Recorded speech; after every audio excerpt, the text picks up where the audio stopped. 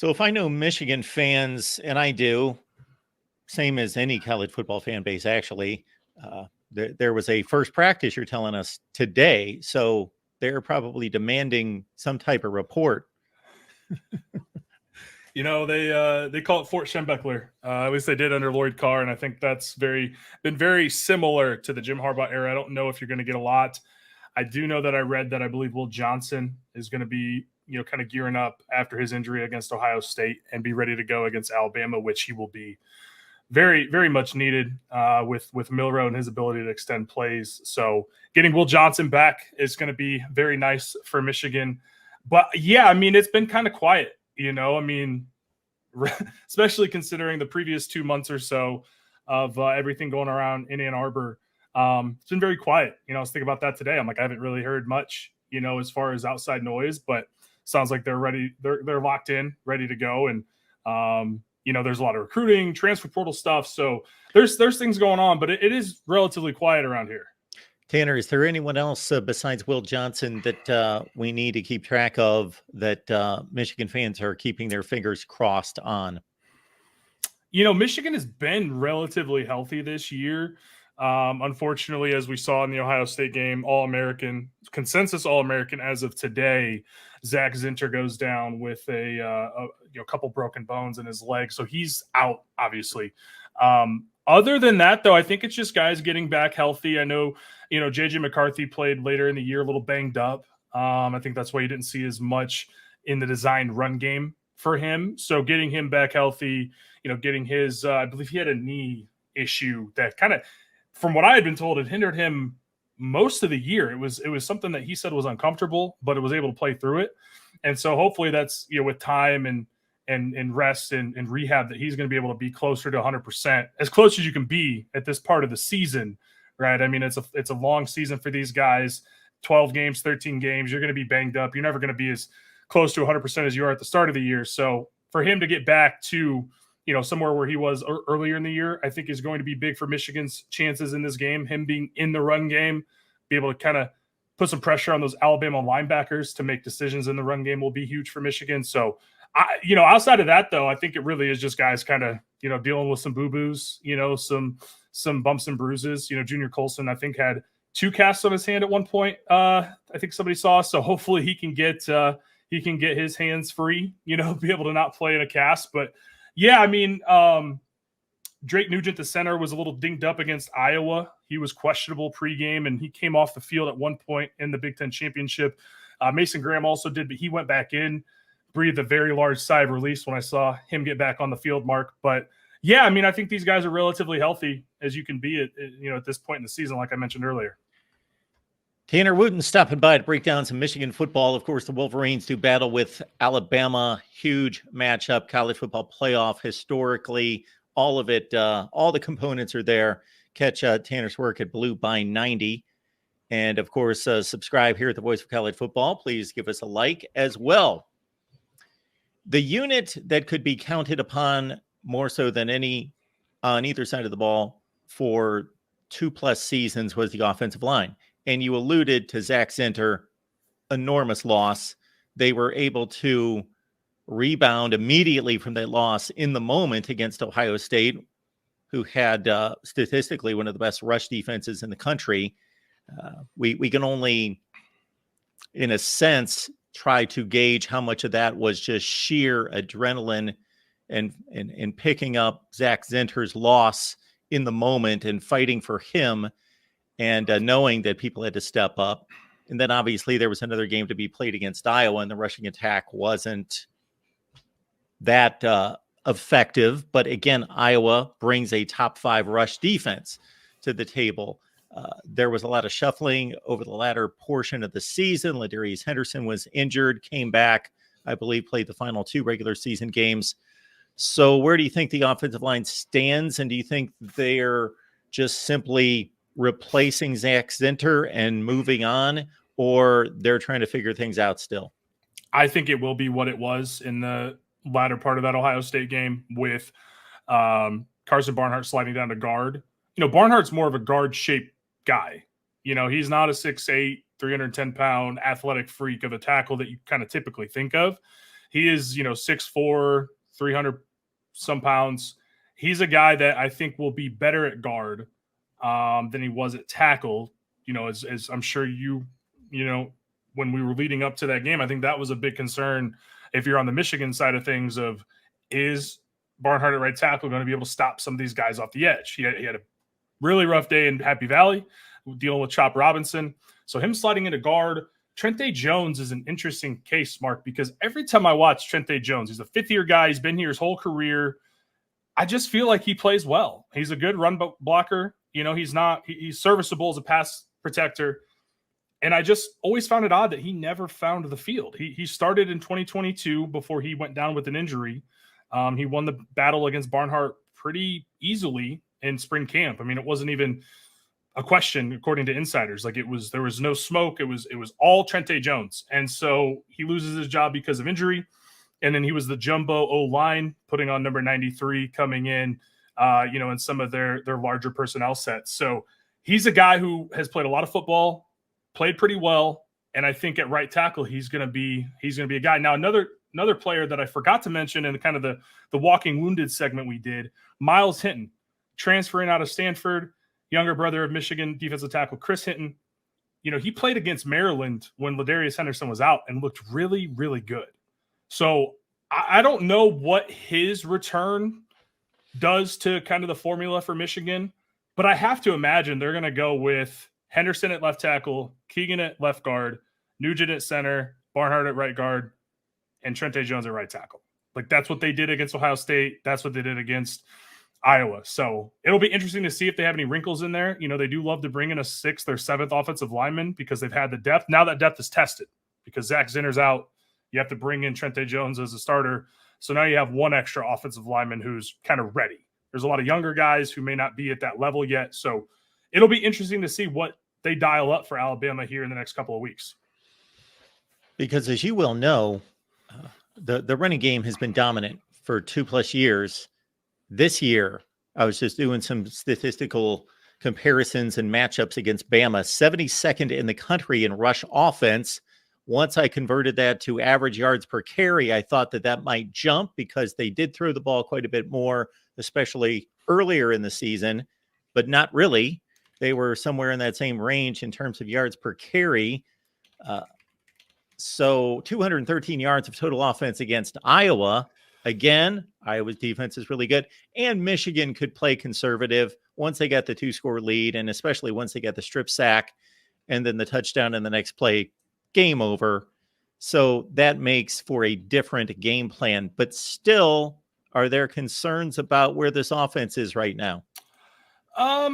Not really. I think when you play Iowa, especially in a game like that, you are very aware of what their offensive situation is, right? And there's no real need to do anything too fancy. Now, to say that I was not concerned during that game would be a lie. I was very concerned. I'm a fingernail biter and was biting my fingernails in that game at Lucas Oil Stadium. But I think that Michigan kind of had a plan of, all right, we're up 10 points. Is Iowa going to be able to sustain drives? No. Michigan's defense played out of its mind. I know that Iowa offense is atrocious, but the Michigan defense really did their job and held up their end of the bargain. So no real concerns. Some of the play calling was very vanilla. And I try to have the rationale of, okay, well, maybe that's part of the game plan to beat Iowa, right? You don't need to drop 40 on them to win. It was kind of very reminiscent of that Penn State Iowa game in a way where it was just that defense was going to break eventually. And thanks to some Iowa turnovers, Michigan had short field opportunities to punch it in from the 10-yard line. But there were a couple plays where Colston Loveland has a big drop where he might have scored. And then there's also a drop from AJ Barner that would have given them 1st and goal at the 5. Now, obviously, you can't do that. But if you want to think about it like that, make those 2 plays, that game maybe is 34-0, and it looks and feels a lot better. But because one of the best tight ends in the country drops a ball, and one of the best tight ends in the Big Ten drops a ball, then it looks a little bit worse than it is. So, but there were certainly some concerns with the pass pro. And I hope that they take the next couple of weeks to really kind of dial in on themselves and kind of find what was working earlier in the year, because obviously competition caveats apply, but they were moving the ball at will in the early and middle part of this season before they got to Penn State. And obviously that's when the competition ramped up, playing a lot better defenses. But I do think that there's a lot of success that this offense can have against Alabama. Bama gave up, 240 some rushing yards to Auburn the week before they played Georgia. So, there's definitely some opportunities there, I think, with those linebackers for the Crimson Tide. But yeah, Michigan definitely needs to work on some things and kind of self-scout over the next few weeks and be ready for whatever Alabama is going to throw at them defensively. But again, going back to McCarthy's, knee injury, hopefully he's able to be closer to 100%. They can use him in the run game, because when they do, that's when you can run it 32 straight times against Penn State and run for 230 some yards. Tanner, do you have any theories about the bowl record after Harbaugh's first win, the first season against Florida? It's been all L's since then. A lot of people will say, me included, the playoff experience is much different.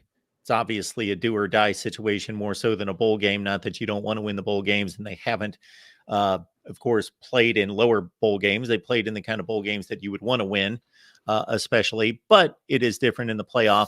Your thoughts about what that could be? Yeah, I mean, if I'm looking at it through a maize and blue colored lens here, what I think about is, you lose that last game. That means so much. And how difficult it is to get up for an Orange Bowl that doesn't mean as much as it used to in the 80s and 90s and 2000s, right? For example. And I think that 2016, they almost, they ended up coming back on Florida State, and then Florida State scored with like 30 seconds left. I mean, it was a crazy game. 2018, they lose to Ohio State. And not to interrupt, Tanner, but yeah. I'm interrupting, I guess. Jake Butt out of that game, Jabril Pepper, right? Correct. Yes, I was 21 at that point, Mark. So I believe that was New Year's Eve. I think we may have had some other things that we were worried about other than that game, but I wanted to win it. But I think we had some plans after that game, so a little fuzzy on the details. But yeah, like you said, no Jabril. He was out for that whole game. Jake Butt goes down in that game. And yeah, I mean, I think you can really attribute it to those bowl games that aren't the college football playoff as, hey, you've lost to Ohio State, you've lost your opportunity to win the Big Ten. Everything you wanted in that season is now gone, because in 16 and 18, they would have went to the playoffs if they had won that game against Ohio State. They didn't. So now you got to go to the Orange Bowl. I can't remember what they played Florida in Dan Mullen's first year. They got smoked. I mean, so I that's what I kind of attribute it to. But the last 2 years, 2021, Georgia, I mean, they're basically playing the Philadelphia Eagles out there after the last couple of drafts, right? Get their rear end kicked, and that was just a better football team, better coach, better players, faster, stronger, more athletic. Like, yeah, I could go on and on. But last year was really disappointing.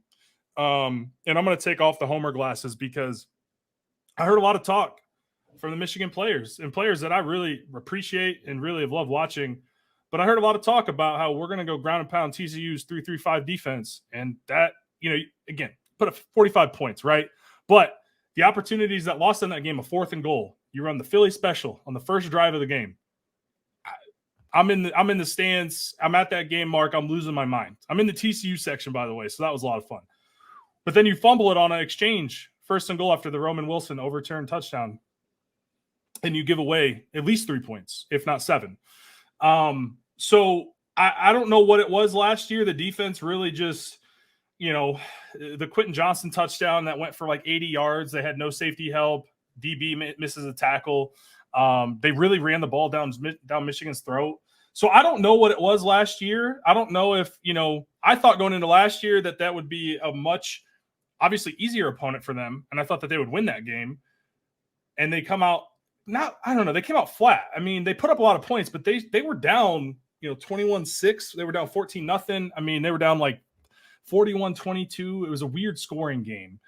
And so I just don't know what to attribute last year to. I don't know if they just were overconfident. I don't know. I mean, obviously had the 2 picks for McCarthy, which he still was the reason that they were even in that game at the end, because he played his tail off in that one. But yeah, I don't know what to attribute last year to. I really have a reason for the previous however many, but last year was kind of interesting. I was talking to Justin Rowe of Blue by 90. We were having a conversation this week on the phone, and somebody had brought it up on our Twitter, and we were talking about it. And I was like, man, I think if Michigan plays that game, and he made this point, Michigan plays that game 10 times against TCU, they may win 7 or 8, but they made too many mistakes in that game. So I don't know what it was. I really don't know what to attribute last year to, but it was clearly Georgia went out and smoked them. I think Michigan was capable of doing not to that degree, but I think they were capable of winning by a couple scores, and they just didn't capitalize on the opportunities that they had. Yeah, 7 or 8, I think, is pretty much the consensus of what Michigan would win in that matchup in 10 games. I think that's pretty fair. But TCU obviously won where it counts. I'm still trying to Absolutely. get past picturing you in the TCU section. How did you figure that one out? So it was a gift from my father-in-law. So my in-laws and my parents both live in Arizona, coincidentally, which is very nice for travel, for holiday stuff. So my father-in-law, when we find out it's going to be the Fiesta Bowl, he says, "Hey, Christmas gift, we're going to the game." And I'm like, "Awesome." And I greatly appreciate it. But he just got the TCU section. I don't know if he looked that hard at it. So I gave him a little bit of crap, but he bought the tickets for Christmas. So I'm not going to sit here and complain. And honestly, the TCU fans around me were super gracious, super kind. But Mark, I'm 6'5". I have a Mays Michigan Jordan hoodie on. And on the first play, when Donovan Edwards, I thought was going to score, I may have said some things to the people behind me talking about their 3-3-5 defense. But that's how it happened. Most of them were great. Their students were a little rowdy. I don't know what it was about their students. They all were wearing jean shorts and cowboy boots. I'm like, you're in Dallas, man. Come on, you're not out on the ranch in West Texas. So, but it was a great time. The TCU fans were really cool around us for the most part. They were just super excited to be there and to win the game. And I was just, I was down bad, as the kids would say. Mark, it was a tough walk back to that car, and then a red-eye flight home out of Phoenix back to Detroit was not the most pleasant flight I've ever had. So, but it was a lot of fun. Yeah, you always take that risk when you go to the big games and you travel and go through all that. It's the coming home that could be a bit rough. I'll tell you this, man. We talked about it after the Ohio State-Michigan game, but after, I've had my fair share of road losses or neutral site losses, man. When I was leaving, I was trying to be very, very kind to the Ohio State fans, because I know how much that stinks, because you go there and you're so excited, and it doesn't go your way, and you've got to get back home and go back to real life and reality and stuff. And I'm like, man, I know exactly what that feels like all too well. So yeah, it gave me some perspective on just kind of, it is what it is, when you go to those games and you lose. I've been to some road games where Michigan's lost. I've been to some road games where they've won, and you just kind of take the lumps with it, and just try to remember it's just a football game at the end of the day. There you go. Well, we've got another one of those, folks, 3 weeks from right now. Tanner Wooten, Blue by 90. Tanner, let people know where to find you. Yeah, you can check me out on Twitter at Tanner Wu-Tang. You can follow Blue by 90 at Blue by 90. You can check out our podcast on Apple, Spotify, YouTube, Google, Amazon. I think we're everywhere. And then blueby90.com. You can check out our written content. All right, Tanner. Don't be surprised if I give you another ring before kickoff. I love it. Appreciate it, Mark.